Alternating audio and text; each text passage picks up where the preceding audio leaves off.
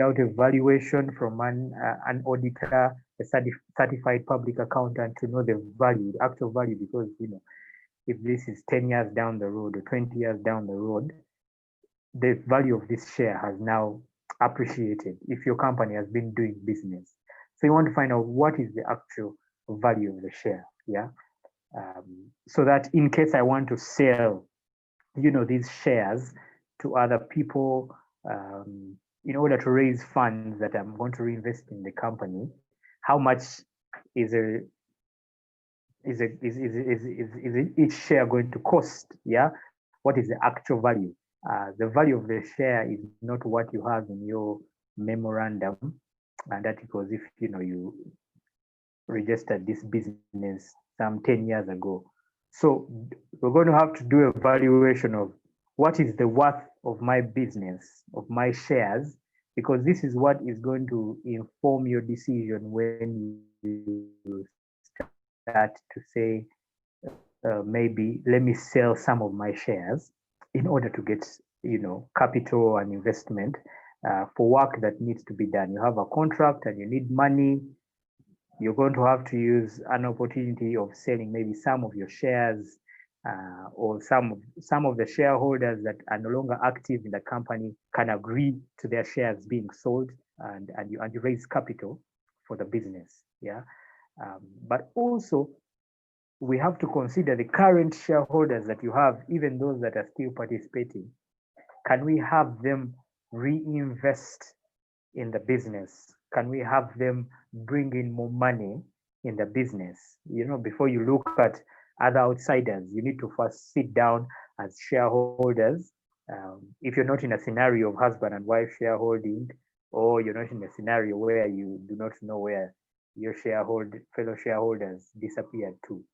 But if they're available, get into a round table and have a discussion of how can we as shareholders actually bring in investments into this business in order for us to be able to execute the contracts or the big deals that we want to get. Secondly, we want to look at partnerships. So partnerships, basically a partnership is people coming together to do business together for a common view of making profits. Yeah. Now, one of the things that business owners are going to be considering in order to have capacity after this period is, how do we partner up? How does Pretty Events, partner with another events company that has, more manpower, more capability to, maybe cars, maybe more chairs, more tents, so that we are able to serve a very big client.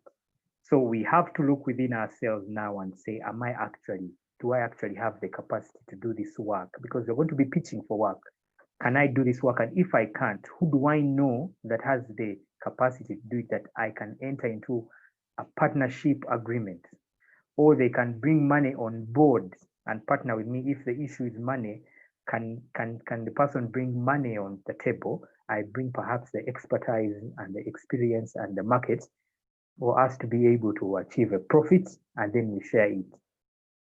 In this kind of arrangement, you're going to be looking at what each partner is contributing. And then at the end, you have to agree from the start, how are we going to share profits? Sometimes there are losses. How are we going to share these losses? What is going to be the purpose of our partnership? What business are we actually partnering into? Don't just partner with someone because you meet with them once every week and say, you're a good guy, you're a good friend of mine, let's be partners in business. But what is actually the purpose of this partnership in terms of business? Are we coming together to provide cleaning services or fumigation services? That is the purpose for which we are partnering up. Or are we actually partnering up to give this service to the Ministry of Health It has to be, the partnership has to be clear. Why are we coming together? We're not just coming together to just be friends, yeah? But what's the deal? The partnership can actually be for a specific deal, and therefore it can be for a specific duration. And this partnership also should be clear on when does it terminate, what instances should arise in termination. Partnerships can actually also be registered. You can register a name for your partnership if for example, if we're going to have two organizations coming together to say do Dine and Dream every year, that Dine and Dream as a partnership can be registered. That name can be registered, and so you trade using that name in that partnership. Thirdly, we're also going to be thinking about joint ventures. Joint ventures can be different, maybe companies coming together. You can actually, as different companies, have shares, come together, have shares, and form one company. And these different companies jointly are the shareholders. Yeah.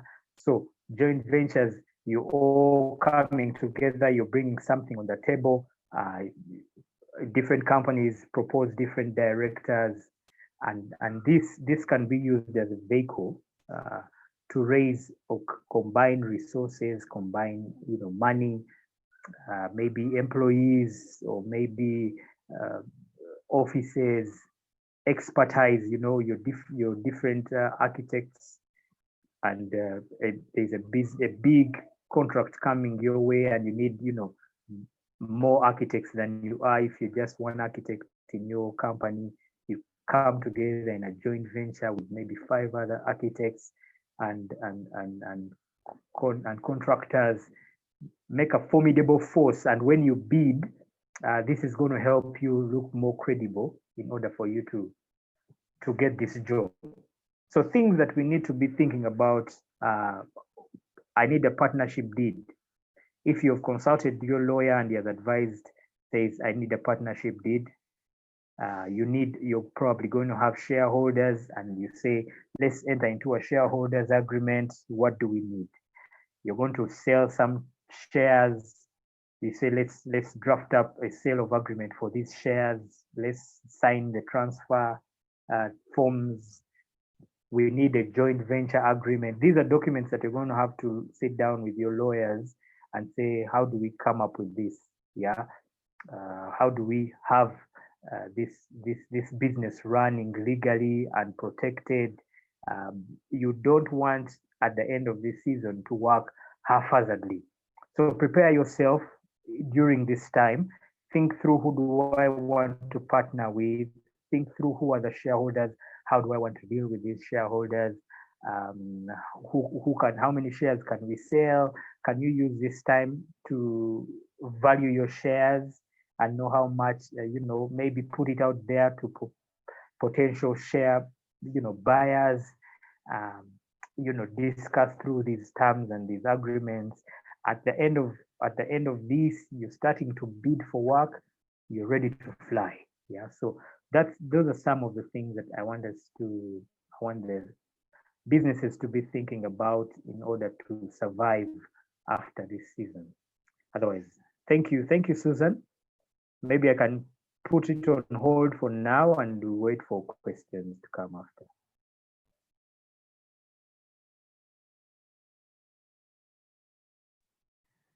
Thank you so much.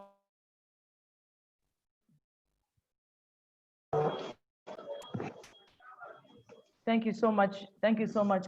Thank you so much, Paul. I will apologies for putting up your slides a bit late. But any questions that may come, I'll put the slides up again. And just to let people know that Paul has just taken us through some of the things that we need to be looking at by virtue of the structure of our businesses. Is it a family business? Who are the shareholders in the business? And to look at the shareholders, to ask ourselves, how are we going to raise capital for the business after we've come out of this lockdown. If we're a business that needs an injection of capital as shareholders, we need to be sitting down with our shareholders to have this discussion on how are we going to raise capital at this time.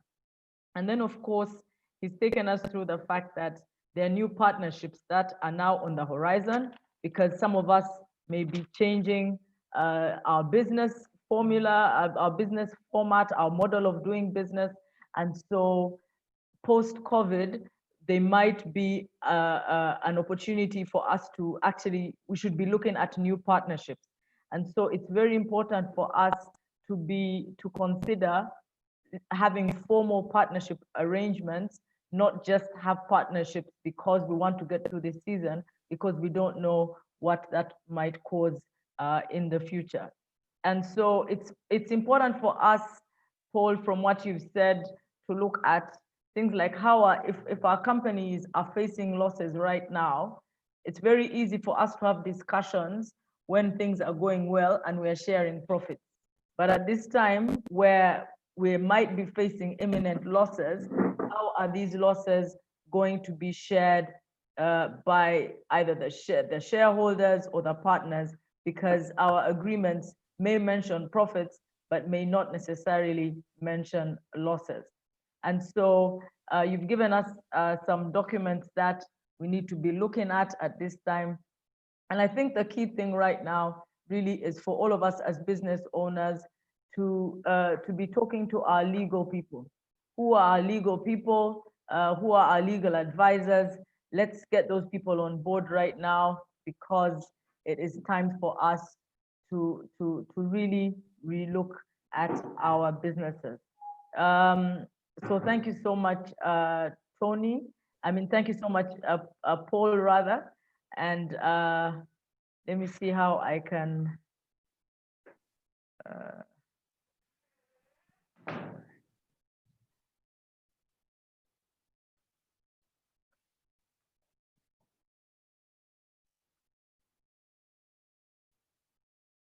move on to our next speaker. Just a second.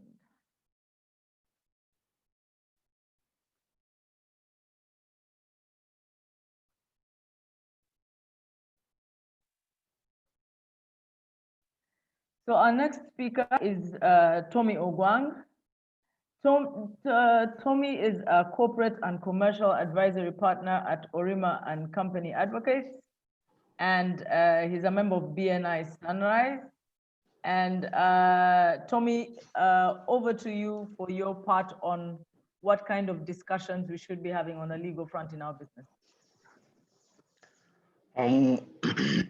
Thank you, Susan. Good evening, all participants. Great to be here and to discuss in these challenging times.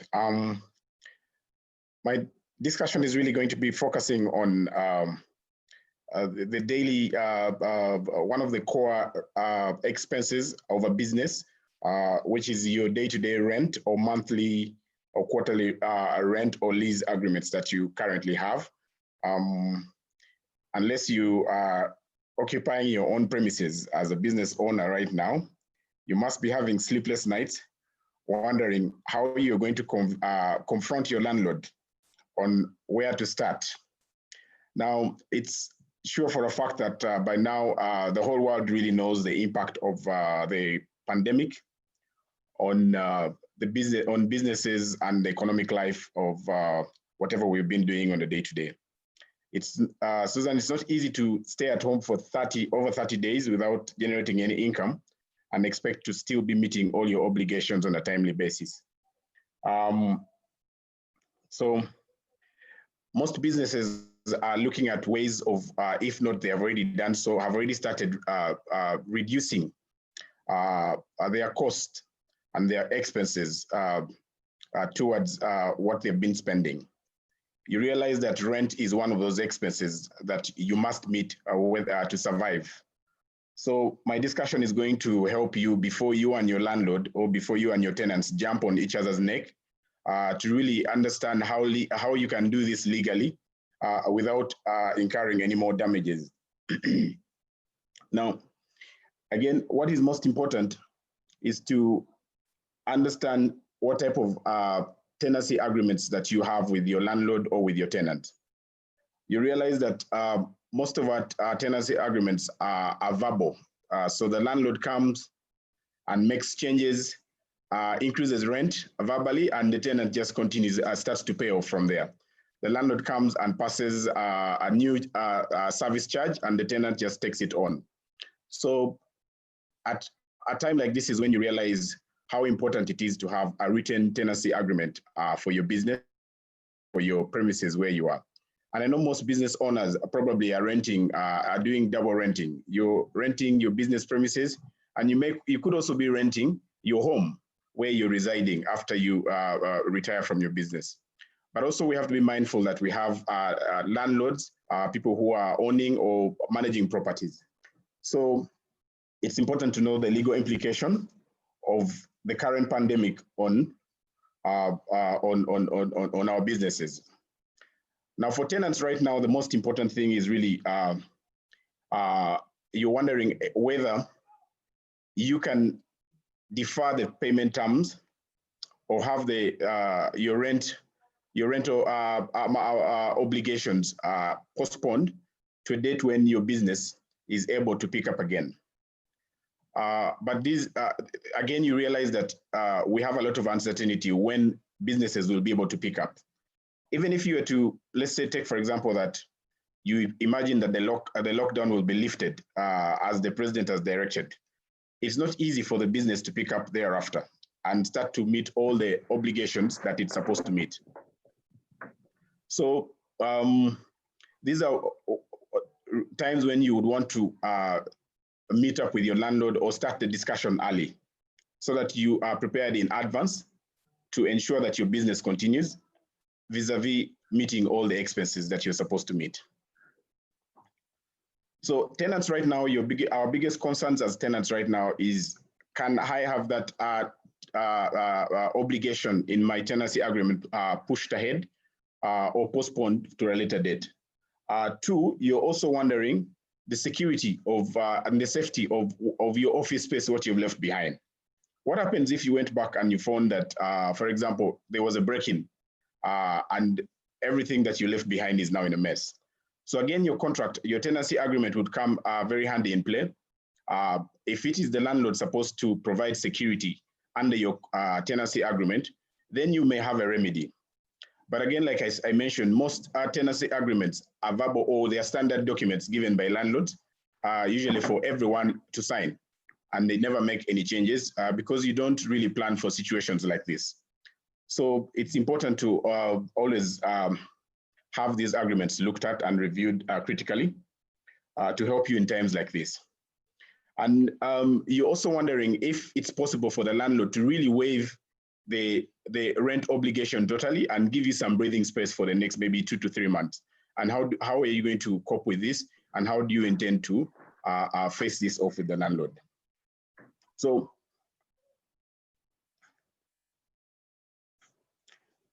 these are very crucial points that can only be answered after looking at your tenancy agreement. Where you have a tenancy agreement, there are possibilities that you may or may not have what we call a clause that helps you suspend your obligations. What you've been hearing, maybe many people saying it's a force majeure clause, but in simple terms, that clause really just helps you suspend performance of obligations for a specific period of time until you're able to wake up again and run on your feet. Now, if you have such a clause in your tenancy agreement, it will be very easy. All you have to do is probably notify your landlord and tell them in advance by probably writing a letter or that you would want to be excused from performing your obligations for a certain period of time, a time which you have analyzed will be sufficient for you to recover. And again, suspension does not mean exemption. So immediately you're back on your feet, trust me, the landlord is going to remind you of your obligation and of your undertaking in that notice that you are sending them. So it's easy for you to think that, yes, the landlord already knows that we are in difficult times. but it's important that you initiate the conversation with the landlord, subject to your financial ability right now. And it's also very important that you give yourself enough time, or you request from the landlord enough time from which you think you will be able to recover. Yeah. And then for landlords right now, the most important question in their mind is, how do I terminate those who have not complied with their rent payment obligations? And even for some tenants, you realize you may not be able to, your business may not be able to wake up from this pandemic. So you probably want to terminate the whole agreement and move on to a new agreement which you are able to afford. Now, certain businesses, of course, really occupy big spaces.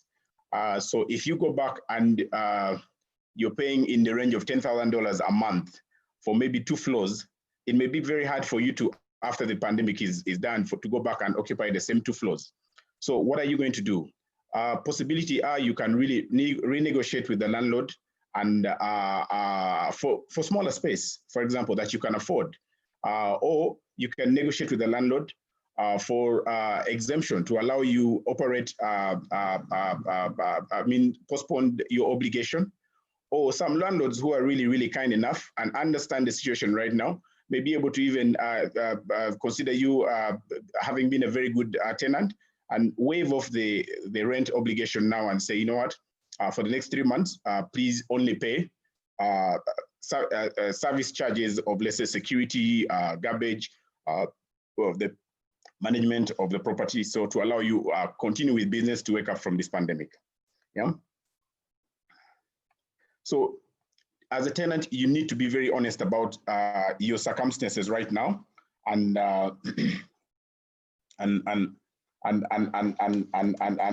engage your landlord to start the conversation early. Now, we realize that most agreements, again, tenancy agreements do not contain the force majeure clause, which is a suspension of obligation clause, which would allow you in times like this to activate them. So probably what you have there is the termination clause, which says you can terminate. The landlord is free to terminate if you don't abide by your whatever. But again, you realize that there will be no winner if you headed that direction of termination or as a landlord, and if you're not prudent as a landlord, because in the end you'll end up with the tenant will end up with no premises to operate from, and the landlord will also have no occupancy in their building. In the end, you lose money. So what is important right now is to take really a business approach solution by both the landlord and the tenant. And the business approach solution would mean that both parties come together and really negotiate a way out of how they can handle this. And this business approach solution would really mean the tenants negotiating with their landlord for postponement of rent payment obligations. 2, 3, a reduction in rent where possible to figures, to amounts that the tenant can manage right now, and then maybe later you can go back to your original rent obligations. 3, the tenant shouldn't fear to renegotiate the service charges that previously have been exorbitant, but because business was flowing well, they are able to afford it. But now things are tight and they may not be able to afford it. So some service charges are really on the higher side. You can renegotiate this. 4, the tenant can renegotiate a smaller space where they can operate from, yeah, as opposed to occupying the whole a whole floor with no business and with no income to sustain their rent obligation, and eventually leading to a breach and a fight between the landlord. And what is important also for the landlords to know is that at least from what government has been doing, there has been some kind of intervention by government to help maybe the landlords who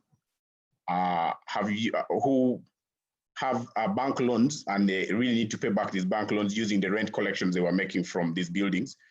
So I've seen the guidelines from Bank of Uganda requesting commercial banks to accommodate at least qualifying borrowers to have their loans restructured. And this intervention by government should really be felt down, even on the ground where the tenant is. It's not enough for the landlord to go to the bank, renegotiate their loan, and then keep quiet and continue to harass the tenants, because in the end, you'll have premises without tenants. Yeah. I've also seen government has come to the rescue of tenants, saying that during this period, landlords shouldn't evict tenants from their buildings. Well, we all know that this is really short-lived, and believe you me, after the pandemic or after the lockdown is lifted, government will go on to do their business, and you'll have your landlord to face alone. So it's better for the tenant to start the conversation now with their landlord. And you realize most of the tenants probably did not have these agreements documented to help them. So whatever changes that you're going to make right now as a tenant or as a landlord or whatever you agree on, it's important that you have that documented, either by having an addendum. An addendum is really a contract which just adjusts terms and conditions of the already an existing contract. Or you can have a new contract drafted. All these, if a tenant finds themselves in a very unfamiliar grounds, they'll be able to call upon all these remedies, the action points, and such a tenant would easily be understood and find a legal remedy, yes, and a business remedy at the same time. So thank you very much, Susan. For now, I think let me drop off the mic, and then we'll take it on from there. Thank you so much, Tommy. You've given us a good view on what we should do for our things we should be thinking about for our rental and our lease agreements. And you've taken us through the fact that it is as tenants, whether it is office premises or residential premises, this is the time that we should approach our landlords and come up with a workable business solution, negotiate either for postponement, for reduction, even for full waiver, for reduction in service charges. You've given us something to think about, whether we have bank loans even as landlords, mortgages, that it's time for us to have the discussion with our bankers, not to wait assuming that they know, but to actually take the proactive approach with our bankers and see how those terms can be renegotiated. You've given us some insight into the fact that it's really coming up with a business solution that works both for the landlord and for the tenant, because suspension doesn't mean that those obligations won't come up after. And it's important for us to be forthright, not to hide and assume that people know that everyone is in lockdown, therefore, but to actually come out and actually approach our landlords so that we can come up with a business solution that will work for all of us. So thank you so much, Tommy, for that. I do have my own question, but we'll hold that until the Q&A session. So thank you so much. Everybody who is out there, thank you so much, whether you're watching us via Facebook Live, whether you're here with us on the webinar. Thank you so much for joining us for this discussion on legal considerations for our businesses at this point in time. We have heard from Mariam Mbabali, who took us through issues of corporate governance, issues on our business structure. We've had Paul Seguya, who took us through shareholder status, partnership agreements, and things that we should be looking at this time. And Tommy has just given us something to do with our rental and our lease agreements. So if you have any questions, there's the Q&A that is coming up shortly. So if you're on the webinar, please just type your question there, either on the chat or on the Q&A, and we're going to pick up those questions later. And of course, now we want to hear from Damali Tibugwisa of Tibugwisa and Company Advocates. And Damali has been in business for 9 years now, and she has her company has specializes in various aspects of the law. She previously worked with Mwema and Company Advocates as a senior associate and the company secretary of the Anti-Counterfeit Network. But today, Damali is here to talk to us on various aspects of the labor law and how that is going to affect us. So over to you, Damali. Thank you, Susan, for that introduction, and thank you everyone for joining us for this conversation, which I think is very pertinent. Now, Susan, just like you shared, there are letters going around of different employers terminating contracts or coming up with different strategies to deal with this issue. It's an issue that is so burning that every business is concerned about it and the repercussions that it has to their business. And I sort of anticipate that there's going to be a floodgate of employment issues once everything settles down. And that is why it's important for every business owner and every employee to pay attention to what's happening and devise mechanisms of dealing with this without exposing themselves to legal consequences. Because I will tell you that whereas the circumstances have changed, the law has not changed. And so we have to play in accordance with the law. The Ministry of the Minister of Labour came up with guidelines on what should be done during these circumstances. Same for the International Labour Organization. And what these are recommending are that we treat this as a humanitarian issue, and we should deal with this in a more inclusive and stakeholder approach, without thinking that as the employer you have, the last and final say on whether your employees should stick with you or whether you basically should close down business. Because this has far-reaching repercussions. I mean, at the end of the day, we still need the economy, we still need these employees, and people are already getting depressed about what is happening. So you do not want to solve one problem and create another. So we have to be very aware of the legal repercussions in relation to employment matters. Now, before I go on to discuss, I realized that there are three main questions that are generally surround this issue, and some have been shared by members of BNI, and what they are looking at are what are the alternatives to termination. We still need our employees, but we can't afford to pay them. We can't afford to perhaps treat them the same way we did. What is it that we can do in the circumstances? Because many of them think that it's unreasonable for the employees to expect to be paid when they clearly see that the circumstances have changed. But at the same time, it's not for you to assume that because the employees are saying this, you should not be proactive about how you're dealing with it. It's important that we include the employees in these conversations so that it's a win-win for everyone, and whatever decisions we make around this issue, either party benefits from it.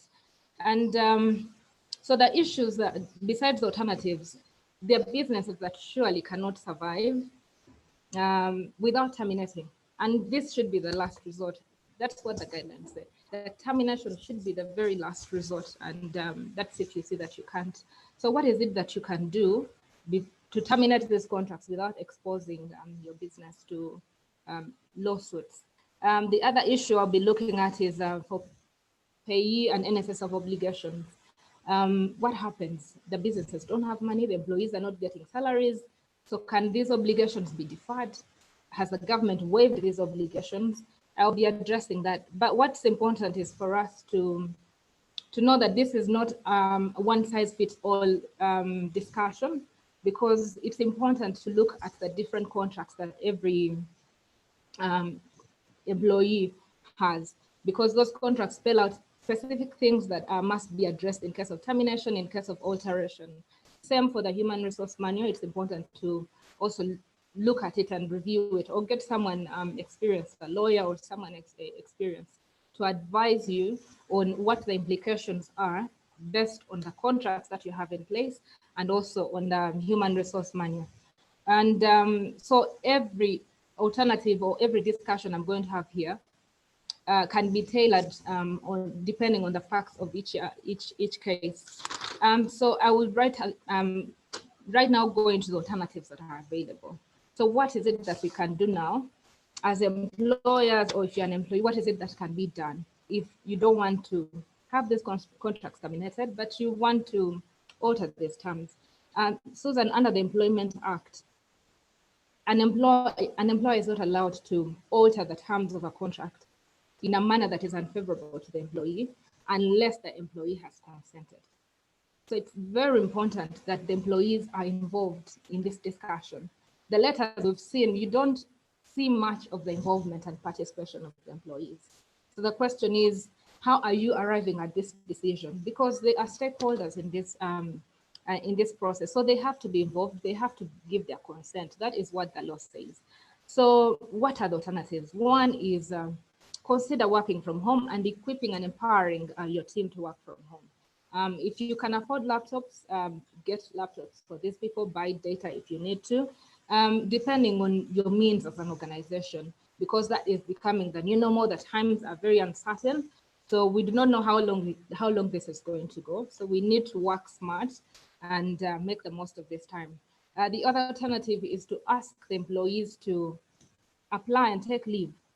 I know that leave is supposed to be at the option of the employee upon consent of the employer, but in these circumstances, because they're exceptional, one of the approaches would be to ask the employees, and many organizations are doing this, ask them to apply and treat this as their leave, annual leave, so that when you start businesses, you don't have disruptions. For those that cannot afford to pay employees even while on leave, you can negotiate and consider asking these employees to accept leave without payment. And again, like I said, this is a participatory approach and decision that must be made. The other thing that can be done is salary reduction, because if indeed the business cannot afford to pay these employees, then either the employees will choose not to continue being employees and so they will resign. But what is the proactive approach would be to ask them to have the salaries reduced based on the means of the organization. The other one is to consider payment per piece of work. And I know that in Uganda, we don't use billable hours, but maybe that is the approach that we could adopt now, so that for every piece of work, you attach a price and value to it, and there's business continuity and everyone wins. We know that there are employees that have been affected, either they're in quarantine or they are actually sick. So sick leave should be granted. And the rules still apply of sick leave, where you have to pay the salaries for the first 2 months. Beyond that, then you can make a decision on whether to continue with this employee. So those are the alternatives. And these alternatives, I would like to emphasize, require the participation of the employee. They are not decisions for the employer to take on their own. Otherwise, you expose yourself to legal repercussions and suits. So I will then go into the discussion of termination. So what happens if indeed the business cannot sustain the staff that it has, and it has to make a decision to lay off some of what we now have coined as the non-essential staff. So in case, and this should be the very last resort because it has far-reaching repercussions, and there has to be justification. You have to prove that indeed the business cannot survive and there's no other alternative. That is the requirement of the law. So to do this, you have to still look at the contract of the employee and look at the human resource manual, but also strict requirements under the law that must be adhered to. Otherwise, you are exposing yourself to an action of wrongful termination. So what happens when you make the decision to terminate? First of all, before you terminate, there has to be preparation of this employee that, this is what's happening. You do not ambush them with a termination letter. Inform them that because of the circumstances, the company is looking at different options and it might consider these alternatives and termination. And then once you've prepared the employee properly, you can carry on with the termination. So the law requires that at the point of termination, you must give the employee all the accrued rights, salary areas at the date of termination. And if they've not taken leave, you need to consider paying them for unpaid leave. And the law says that you must pay this within a period of 7 days. Now, under the circumstances, that may not be feasible. But again, it's an inclusive approach. So you have to engage the employee and explain to them that maybe you can defer this payment, but it will come. So for the employees that are on probation, the law allows you to terminate them without the need for notice. So those you can go ahead and terminate, but still consideration must be made to the future needs of the organization at the same time. And this notice of termination must be in writing. And it's a requirement of the law that the notice must coincide with the number of months or years that the employee has worked. So if the employee has worked for 1 year, they're entitled to 2 weeks. If more than 1 year and between 1 year and 5 years, they're entitled to 1 month. And the timelines, carry on depending on the time. And so the notice of termination should give the employee that much time as provided for under the law. If you cannot afford to give notice, or you think that it's redundant for you to give this notice because there is no work, then go ahead and terminate, but you have to make payment in lieu of leave.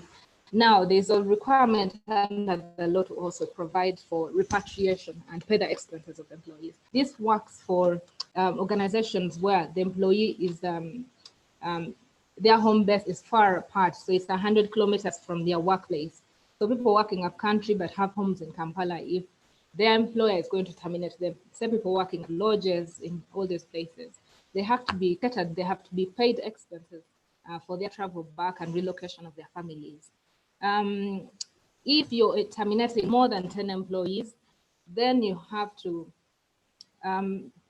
inform the Commission of Labor and also inform the trade union involved. And this, the trade union should be involved in the decision.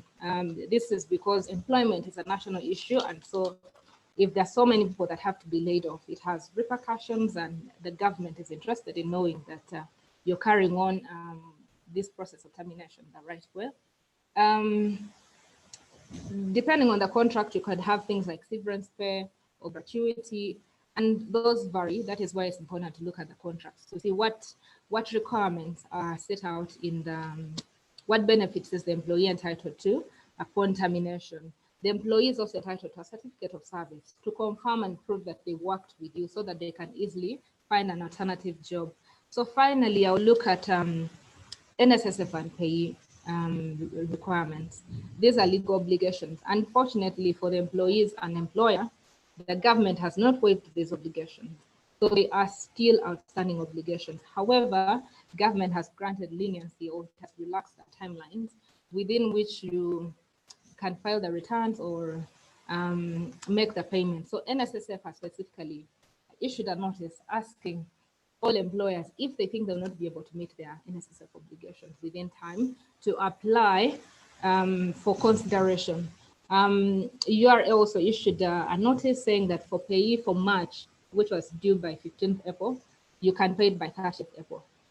But it has not issued another notice regarding the subsequent extension of the lockdown. We're yet to hear from them, but under the law, any taxpayer is entitled to apply for extension of time if they have justifications to the commissioner, and if the commissioner finds it justifiable, they would be granted the extension. So I would like to conclude that in principle, what this means is that we need to approach this issue with a stakeholder mindset, involve all the stakeholders. The employees must participate, the employers and the labor unions, if necessary, to make any decision. And we must look at, consider carefully the repercussions that these decisions have. So that's it, Susan, from my side. Thank you for listening.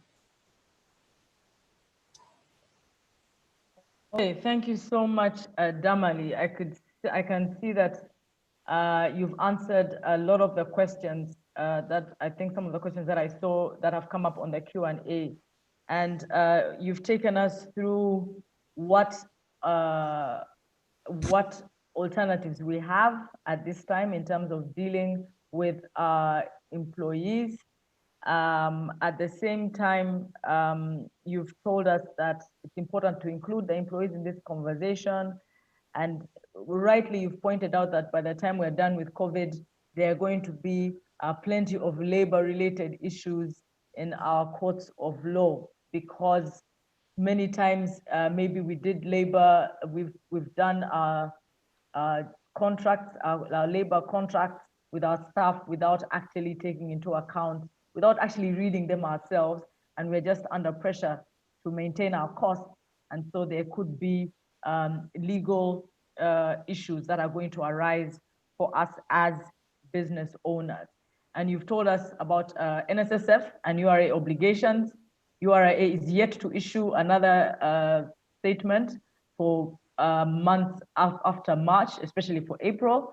And so we hope that that will come in due season. And so thank you for that. Please, for those of us who have just joined us, we're having quite insightful discussions on legal conversations that we should be having at this time about our business. And Damali has just taken us through our obligations as employers and alternatives that we can use to deal with our employees at this time, especially where we have no idea how we're going to be able to meet their salary obligations if they are not working at this time. And so thank you so much for that, Damali, very insightful. The questions will be coming your way. And now it gives me great pleasure to introduce our final panelist for the day, who is none other than Eva Kentaro Mugera of Kentaro Mugera and Company Advocates. Eva is an experienced commercial lawyer with vast experience in the area of regulatory compliance in the public and private sector. Eva has worked with Standard Chartered Bank, and as well as most recently with Uganda Registration Service Bureau, that's URSB, and she was a member of the Bureau's top management. And Eva is also part of various committees, steering committees. Very recently, she was appointed by the Chief Justice of Uganda to represent the Uganda Law Society on the committee investigating allegations of corruption in the judiciary. So Eva comes across with a lot of pertinent experience, and Eva is going to take us through issues to do with intellectual property at this time. Eva, over to you. Thank you, Susan. And hi, everybody. Of course, as we sit down in this lockdown, seated at home, all that you have with you is the business intellectual property. And most times when we talk about intellectual property, we have to break it down. So business intellectual property are those ideas, or that idea that your business, that the business conceives and reduces into something that is tangible or something that is in material form. And today, creativity and innovation are with us every day. Everything that we use is a product of somebody's ingenuity, the spells that you're using today, the microphone that you're using today, the pen, the phone, everything that you're using is somebody's creation. So intellectual property, the concept is very clear. The concept is that you must be recognized and rewarded for what you create. So I'll take us through the few examples of intellectual property. And Susan, if you could pop up that one slide that I have. I know that many business owners here will identify with their brands. One of the examples of intellectual property is a trademark. A trademark can be of so many forms. It can be a logo. Business owners that are here today actually have logos for your business. But the question is whether you actually own that logo, or somebody can start using that logo, for example, to sell matoke on other things online, and thereby be infringing. So a trademark can be a symbol, it can be a word, it can be a slogan. I know one of the dentists in BNI has a slogan, Pristine Dental has a slogan, your smile, our smile. that ideally would be trademarked.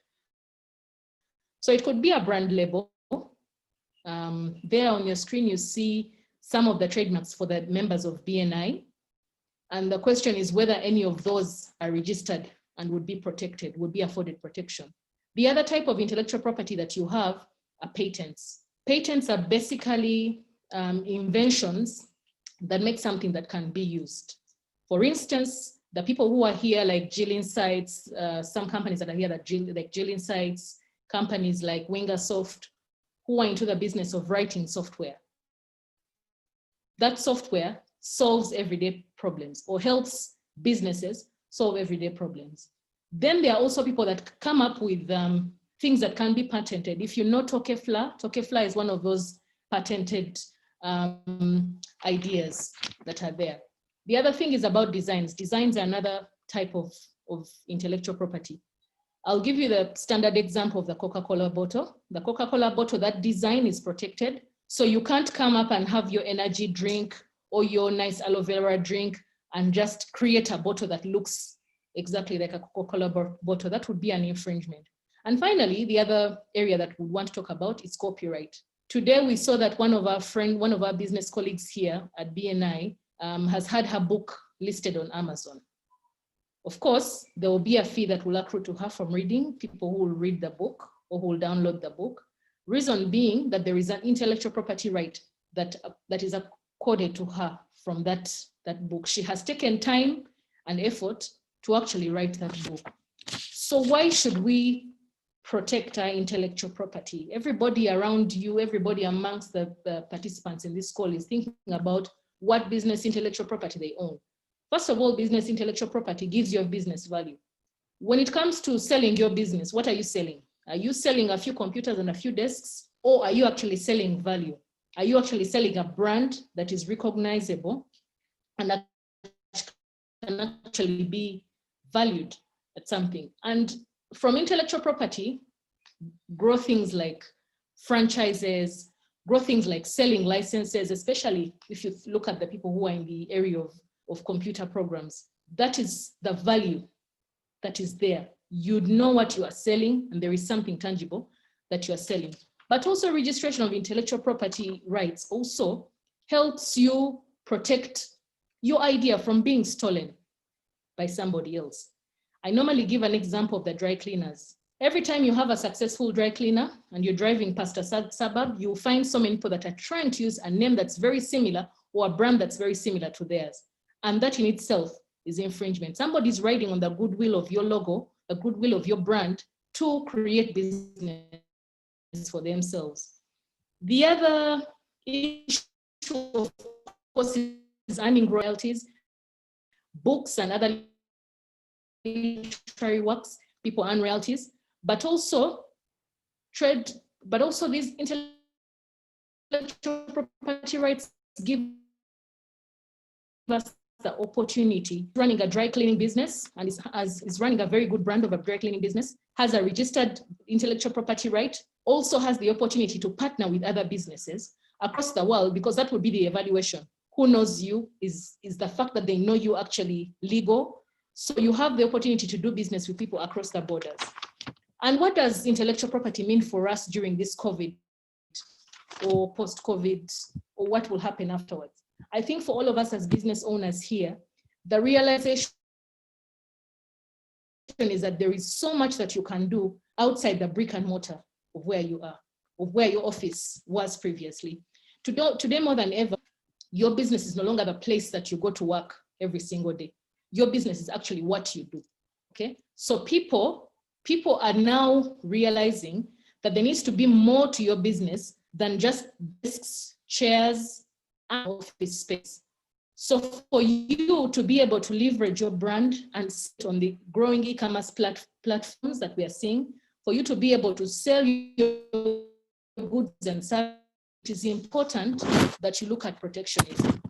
But also the other implications that are there for intellectual property during this season of COVID, we've seen that certain entities have waived the pharmaceutical sector, where you have medicines and drugs that are patented. We've seen some people waive that to be able to facilitate the fight against COVID. We've seen computer companies, people like Intel, people like Mozilla, joining the fight and pledging a certain waiver of their rights. So e-commerce is going to be the next big thing. People are going to set up apps. You business people are going to set up apps where you can sell your goods and services. Apps are already running. You developers who are here are going to develop apps. You're going to develop computer software, computer programs that are supposed to solve everyday problems. So you must be able to protect that ingenuity. You must be able to protect the effort and time and skill and talent that you've put into developing something. And that's where intellectual property rights come in. So that's something that you should be thinking about now for the future, because the market of the world is going to open itself if it hasn't already opened itself to us.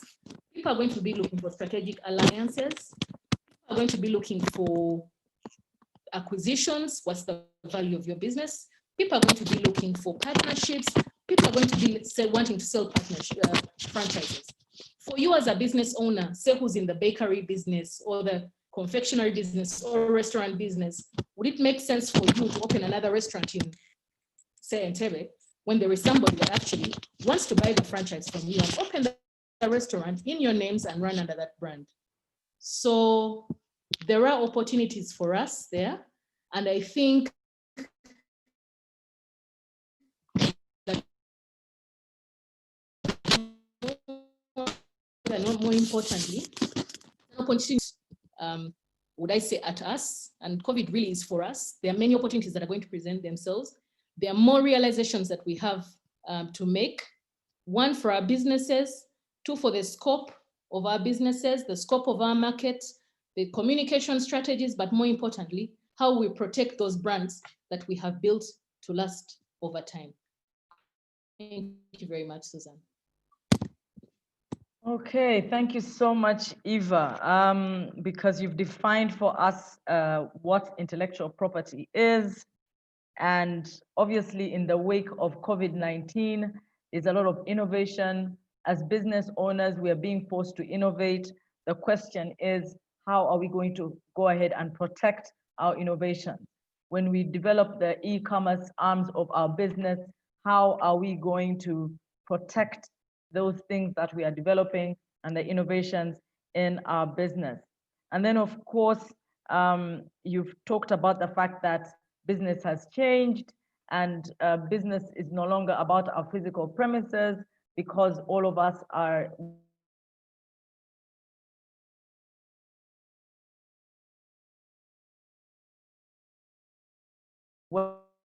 the question is, how do we ensure that our rights, our intellectual rights, are not infringed upon at this time?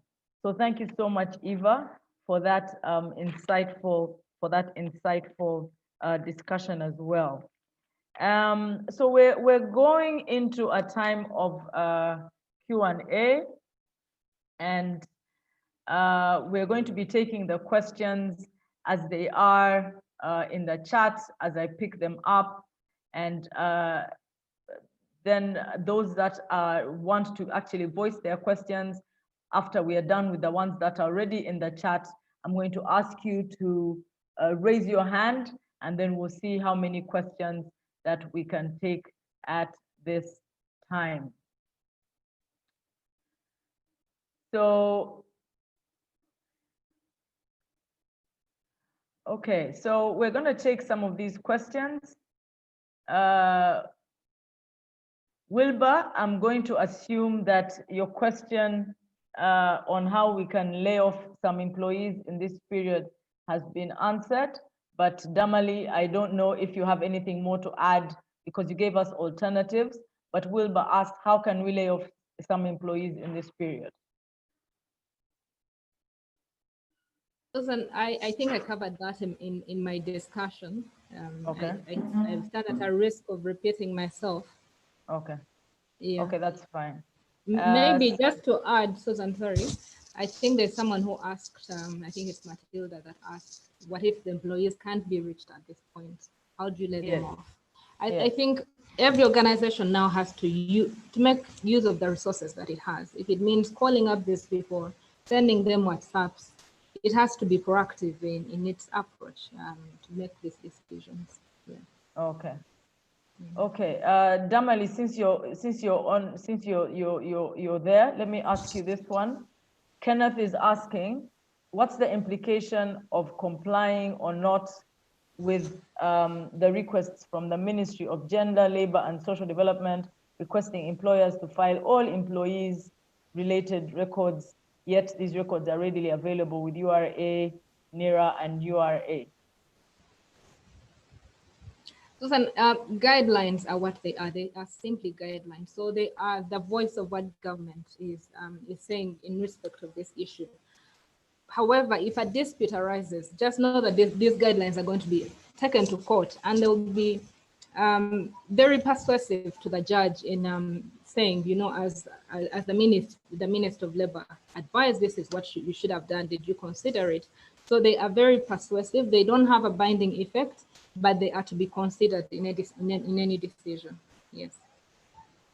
Okay, so you're saying that we should abide with we should comply with what the ministry has told us to do? Is that what you're saying?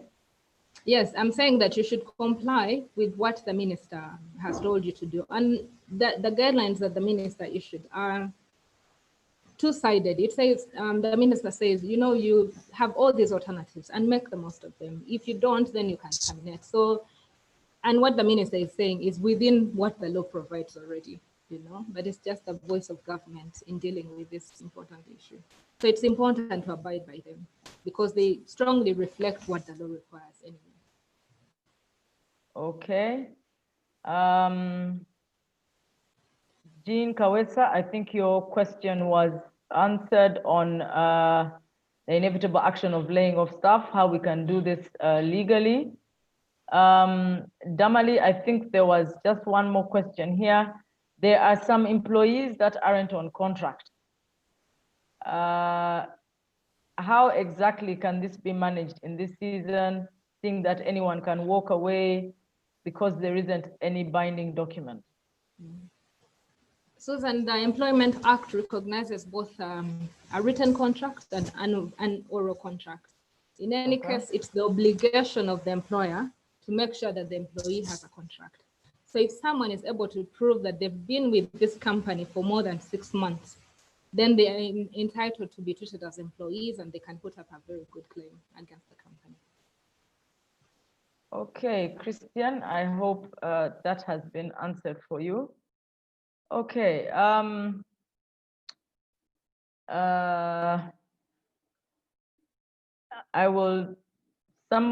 going to pose this question to any of you who can answer. Somebody's asking, is this the right time to start a new company? And how easy is it to initiate the process during the lockdown?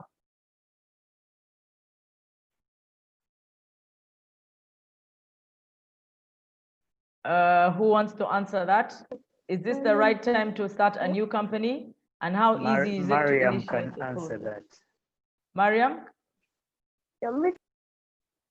Answer that. To me, any business person, in every crisis, there's an opportunity.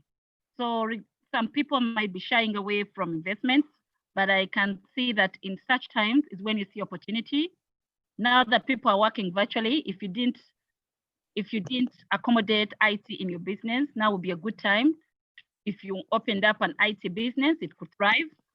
If you opened up a social media handle company, it could thrive, because in crisis, there are many opportunities. So yes, you can open up a business in such a time, and now you have the best practices in place, having suffered a pandemic like this one. So I would encourage one. There's always an opportunity. Is it easy to do it at this time? Are the people available who allow us to start our businesses? The legal things, because you're telling us to register all these things. So are these people available? Are these offices open? No, now would be a time for conceptualizing the business, because URSB, where you're going to register the documents, you have to scan, you go through all that of scanning and you're not interfacing. So I would encourage that kind of person to use this period to conceptualize and launch it after lockdown. But yeah, they could be thinking about the company right now. Okay. Olu is saying that extension or deferring NSSF or pay obligations isn't of much help because it still has to be paid, and yet business operations are taking a massive hit. Where are we going to get the funding to pay these mounting accumulated financial obligations? Because we are only deferring them, we still have to pay them. And so he's saying that this is guaranteed to lead to a collapse of many businesses. So he's talking about the funding to pay for these mounting accumulated financial obligations. And I think I'll ask Paul, maybe you can talk about that a bit.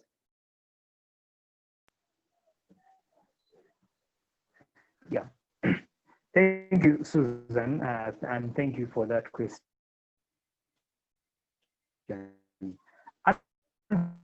Unfortunately, for now, there is regulated institutions. If you're talking about URA, you're talking about NSSF.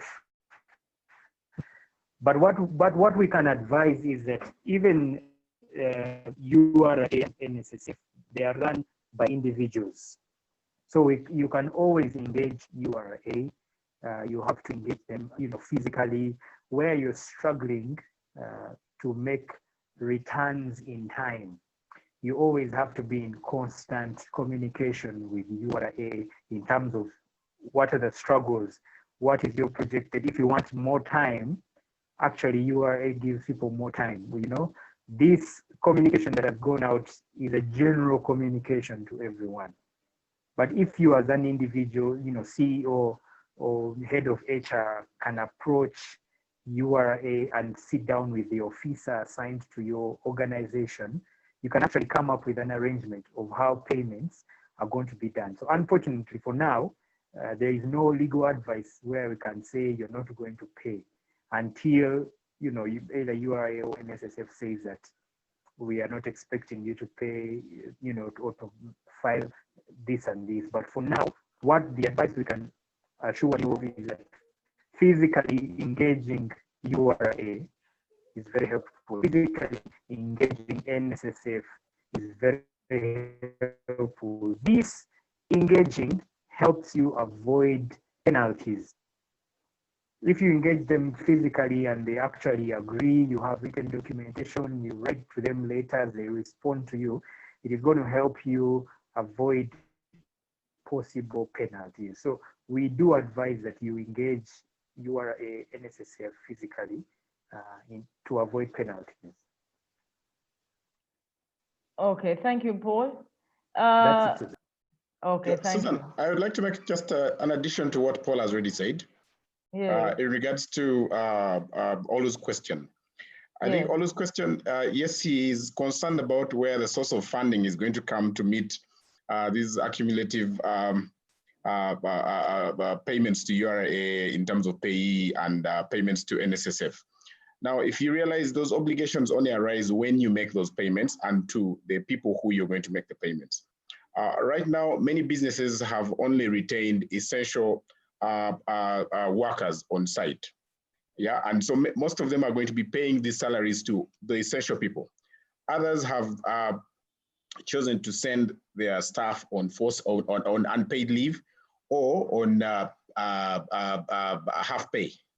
So you are only, you have to calculate, your calculations must be in line to that. And also the time period within which the lockdown is going to be in place, and then how we survive after that is very key in determining how probably government or any other regulator is going to respond according to the finances that will affect companies and how they have to pay this. Well, it's also important that workers, companies can start the conversation now by saying, we will not be able to pay, meet up our NSSF or pay obligations because we have laid off this number of workers, or we have sent on leave these number of workers, and we only have maybe 5 employees who we have to deal with. So it all comes down to proper planning of who your essential workers are right now. But again, I understand where it will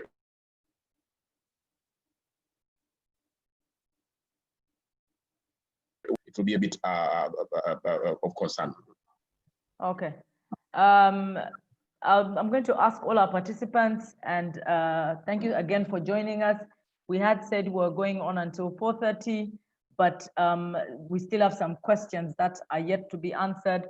So we're going to give it just 15 more minutes to get through the questions. And then if you should wish to engage with the panelists, we did share their email addresses, so you should be able to send them an email and get in touch. So Tommy, now that you're there, let me ask you, I'm going to read like 3 questions so you can answer. Doris is asking, what about the landlords? They may also need the rent for survival. So that's one about the about that. I also had a question on that, is that as a landlord, can I, since the obligation, if the tenant does not approach me, I can also just wait for them to approach me without doing anything, so that because I also need the rent. So what are the what is your advice for landlords at this time? And then someone else is asking, I believe most tenants are gravely affected by the pandemic, especially those who don't sign tenancy agreements. So what is the tenant's remedy in case the landlord has not suspended such payment of rent or is at the mercy of the landlord's decision? What is their way out? So I think if you can take those 2, if you can take those 2 from me. Yeah, thank you, Susan. Now, this conversation can actually be started by anyone. The conversation as to how the tenancy relationship arrangement will be handled during and post the COVID-19 situation can start from any party in the agreement. Landlord can start the conversation, knowing very well that if you have tenants who have been difficult, for example, in normal times, then you suspect, automatically you know that they are going to be even harder in difficult times like this. But also again, like I mentioned, no landlord wants to remain with an empty premises because they are trying to show that they are the landlord and they deserve and they must get all their monies or their rent right now.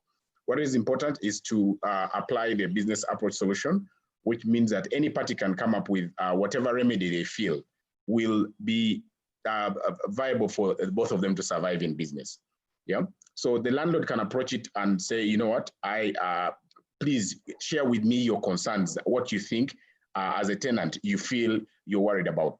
And then the tenant will say, my concerns are security. Will you beef up security? Because you know immediately after that lockdown, it's going to be there are going to be several breakouts in different locations. People are going to really suffer these breakouts. So probably the tenant is worried about security. But probably the tenant is worried about delayed payment of salary, delayed payments from their people who have the people they have supplied, and so payments will come in late. And it's important that you notice that now, but you can only do that by talking to the tenant as a landlord, and then the tenant can also do that by talking to you. So anyone can start the conversation. Regarding the verbal tenancy agreements, these are the agreements that we have been discussing here and saying that these are very risky agreements to have to use. And just to be clear, there is no one who has suspended payment obligations of rent. Not COVID, not government, not landlords, not tenants. We haven't yet had that directive. What has been suspended is probably the eviction of tenants by right now due to the situation. But the payment of rent obligations still are ongoing. So those tenants who are able to afford paying rent are actually going to continuing to pay rent. For my sister who has asked, what about landlords who are charging rent right now? Yes, there is no directive to stop charging rent. It's just out of landlords or whatever. It's just that if you fail to pay, government is saying you shouldn't be evicted. Where will you go at this time? Where will you, in a lockdown, how will you even move? There are no means to get a relocation van to come and pick your things. So okay, you should get the difference that the suspension can be by only your landlord after you've spoken to them or you negotiated your terms. And then for them, they must ensure that they get on a written contract, a written tenancy agreement, which is the safest way to protect obligations of both parties and also the safest way to really suspend any obligations or to terminate. Okay. There are businesses that are not operational at all. Linda is asking about the nature of the, like restaurants, for example. Right now they're closed. What alternatives do they have? Because they're at home, they're not open. What alternatives do they have as restaurants so that they remain legal, but they're not working? And so what happens to businesses such as restaurants? I don't know who of you panelists can take up that question.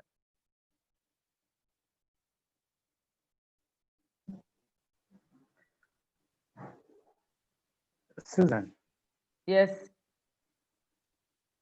So in terms of a restaurant not working, you're looking at possibly this restaurant rents out. Number two, this restaurant pays salaries to its employees.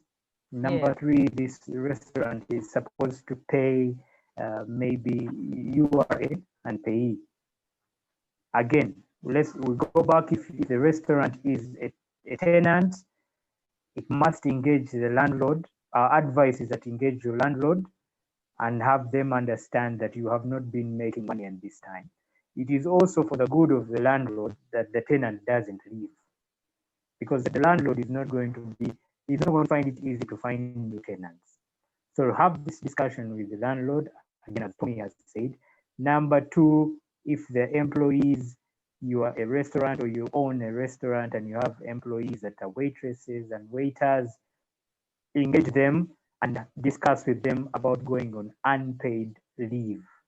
That is what we're advising. Call them up and discuss with them unpaid leave, or maybe half pay or something like that, or deferred salary payment, whatever is possible for you. Again, for URA, if you haven't made money at the end of the financial year, you're going to have to calculate your profit, and it is on your profit that you pay your taxes. So there shouldn't be any need to worry. All of that can be worked out. Okay.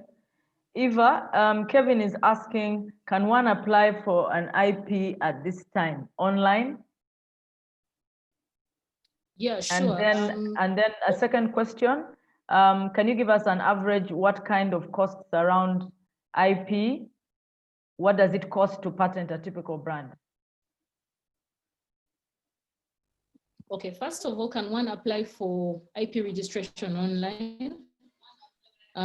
Most of the offices have allowed for online applications, but of course here in Uganda, you'd have to gazette your application, especially if it's for a trademark. So of course there are workarounds workarounds in that area. So of course you can reach out and we can discuss and have the facts of what particular case you're talking about, what particular IP, what particular intellectual property you would like to register. What would be the average cost of registration of an intellectual property? Of course, the costs span again across what kind of intellectual property that you would like to register. So in most cases, it would be advisable that we look at the facts of each particular case, and then we are able to advise you ably. I think our email addresses have been provided, so we can be able to provide advice that is in context with what your need is or the nature of your application that you'd like to register. Okay. Thank you. There's someone who has raised an issue on trade receivables, and that's Ranjit. What do you suggest? How can we handle debtors who say they don't have money, service providers, everyone is giving the reason for the lockdown, so debtors are not paying. How can this be handled in this season? I don't know who of you can handle that question. I can handle the question. Susan? Yes. Okay. Mariam, your connection is not good. In terms of why debtors are not paying, I think not because I was saying that regarding debtors not paying, the company needs to be assessing their debtors policy, and companies ought to have planned for a situation like this, not to sound so you know, but companies ought to have emergency funds in terms of crisis. Companies now have to think in terms of what happens, tends to have continuity. It ought to have a debtors policy and how it should be handled. So in terms of this, I would advise such a company to work on its policies and look at how they can effectively engage that kind of person. Okay, I'm going to have a question here for, from Ariho. He's asking, what are my options if one has contracts against which he had already made significant investments and they risk termination by a force majeure? I don't know who wants to answer that question. What are his options if he has contracts against which he had already made significant investments and they risk termination by a force majeure? Susan, I can answer that. Hello? Yes, yes. Yeah. Yes, Damani. So it really depends on the kind of contract you have, but also we would need to go into the terms of that contract, because it's not enough for a contract to provide for force majeure circumstances. You would need to actually dissect, because they say the devil is in the detail. So you would even need to look at those contracts and say, what do they say for these circumstances? But also it's important to engage the other party at this point to know if there are concessions that can be made, to know what alterations can be made, what amendments or projections are in terms of the circumstances. So it really depends on the kind of contract, it depends on the terms of that contract, and also the circumstances surrounding the other party and yourself. So your advice is to review the contract, because you can't just enforce that clause simply because of COVID. Is that what you're saying? No, every contract as it is. Okay. And what it says, because even when it's a force majeure circumstance, usually the contracts will say perhaps performance will be suspended for a particular period of time, or it will give alternatives, or you need a grace period within which to terminate. And there are all these remedies that are available, which means that you have to engage the other party to see what implications do these circumstances have on the contracts that you have. So every party should be able to move and see how to alter their position based on the circumstances. So basically what we are saying to everybody who is listening, based on your situation, please talk to your legal advisor, talk to the person you have a contract with, and let's see how all these things can be negotiated. There was a question here for Ariho. I think your question has been answered. Mariam, this is for you. How can small businesses benefit from corporate governance?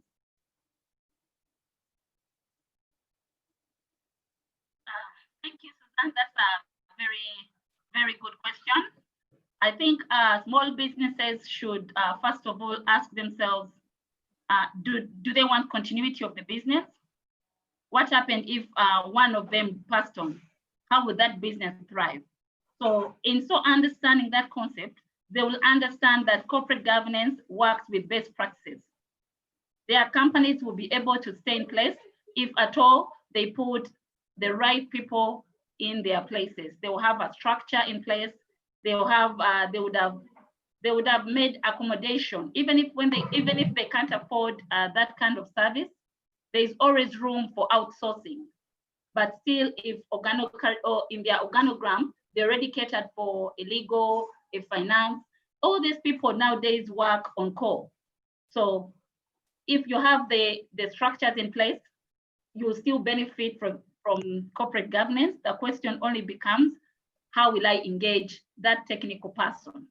If it's a lawyer, they don't have to take the space in the room. Can I engage them on a case-by-case basis? But that small business is still operating on the level of corporate governance. They'll still be able to engage a finance person they'll be able to engage an accountant or a marketeer, even if they are not seated in their places, but they would have adopted the best practice of doing business, and they'll see continuity of the business. I hope I answered the question. Thank you. Okay, then there was a question from Nathan.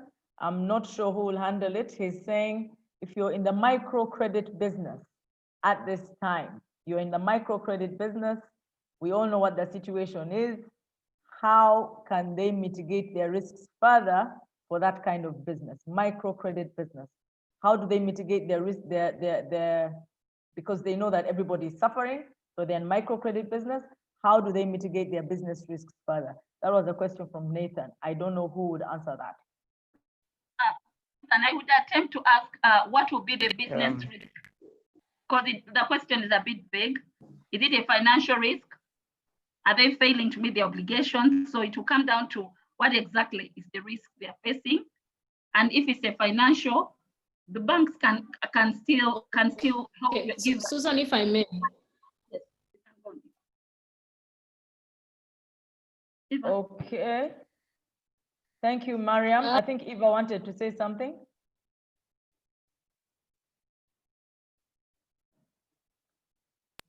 Eva, I think for the microcredit, the question that he has is basically how can they continue to do business in this COVID? Yes, how can they continue to do business in these COVID circumstances where credit and the ability to pay is on a low? And I think that industry practice now that we are seeing is not to lend for the microcredit because you have a small basket to deal with. Is not to necessarily lend new business, but to lend to those that are recurring clients whose ability to pay you've had the ability to assess in an unstressed environment. Okay, and it wouldn't be fair for you to take on new business that you cannot stress test in an environment such as such as these times. So you'd be looking at lending to people businesses that you probably know that you've been lending to, and you've been able to assess their longevity, their ability to pay, their credit worthiness in an unstressed environment. Okay, thank you, Eva. I did see, I've exhausted the questions in the chat and on the Q&A. I did see some hands going up. Unfortunately, they didn't stay up long enough for me to capture the name. So I'm going to just take 2 questions from the floor before I call it a wrap. So I'm going to ask you to put up your hand if you have a question, and hopefully I'll be able to unmute you so that you can ask your question. I'm going to take 2 questions from the floor because we have run out of time. So if you do have a question that you feel hasn't been answered, please raise your hand now. I will unmute you and you can ask your question. So please raise your hand.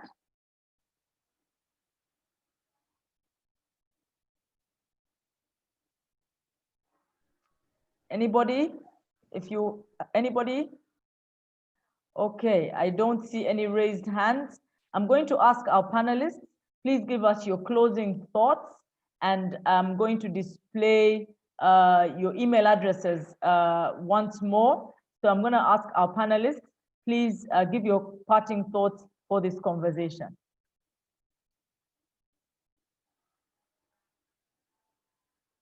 We'll start with you, Mariam. My parting thoughts for this conversation will be to all business owners. It is time for them to think twice. It's no longer business as usual. Let's adopt the best practices of doing business. Let's not self-medicate our businesses. Let's try to use the professionals to advise and not dig a deeper hole for our businesses. Thank you, Mariam. Over to you, Paul, your closing remarks. Thank you, Susan. Even as we are in lockdown, we need to know that our minds are not in lockdown. So let us continuously think about the repercussions of this season to our businesses, and we engage the professionals. Engage your financial advisors, engage your legal advisors, engage your members, your employees, your employers, your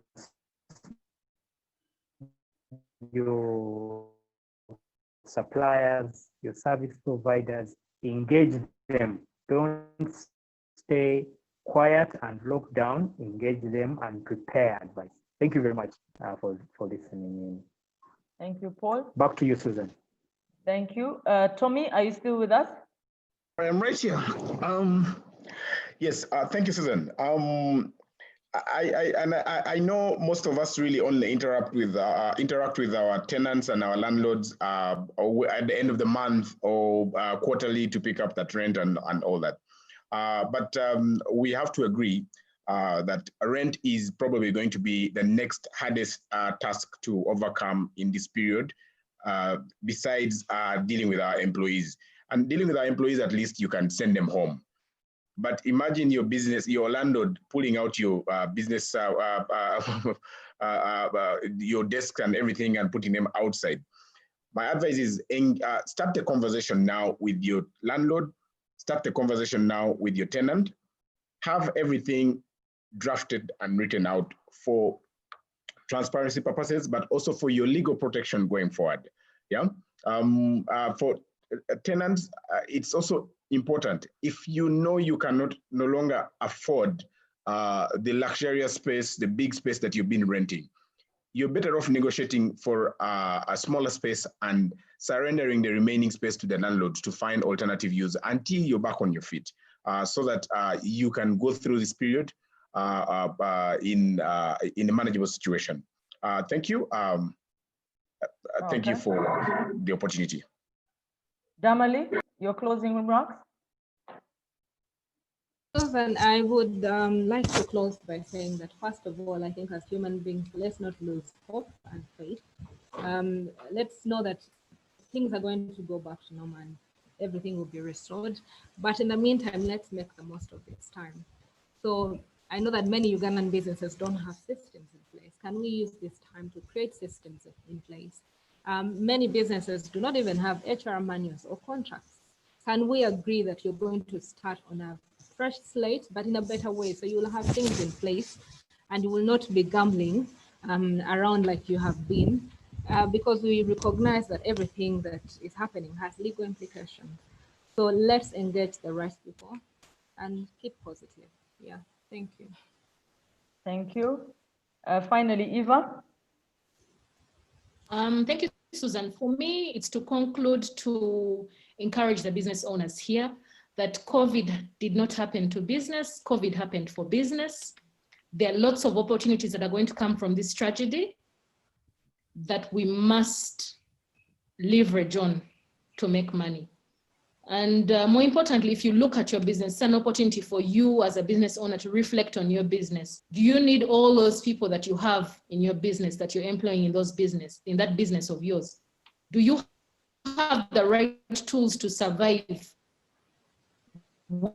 without being physically on our business, away from our business? But more importantly, for us to think about the opportunities that we can seize from this tragedy. Thank you very much, Susan. Okay.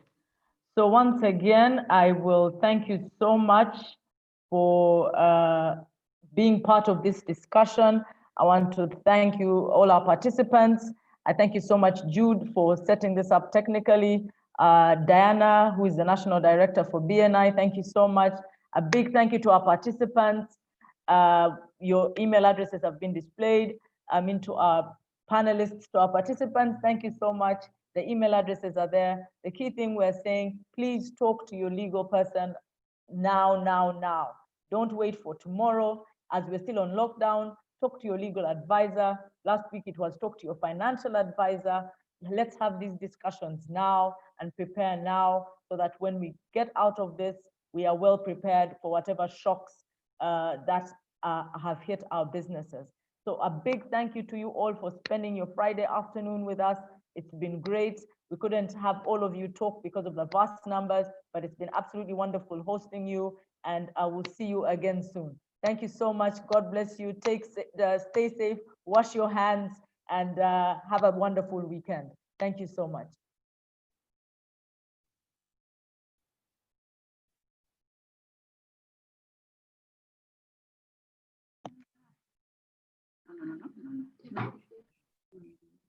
Okay, thank you, Susan.